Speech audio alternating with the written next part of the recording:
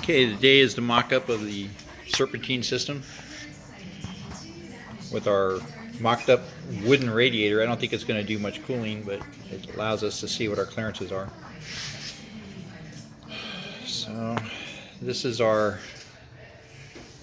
very cool tilting core support cover. The way this works is you can't, when it's in place, you can't see the radiator. You're not going to see all of our components that go around it. It's all going to be hidden. Go ahead and tilt that forward, Greg.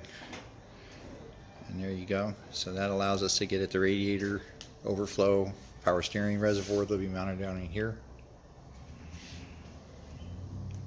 It's a clever way that we came up with hiding all that stuff.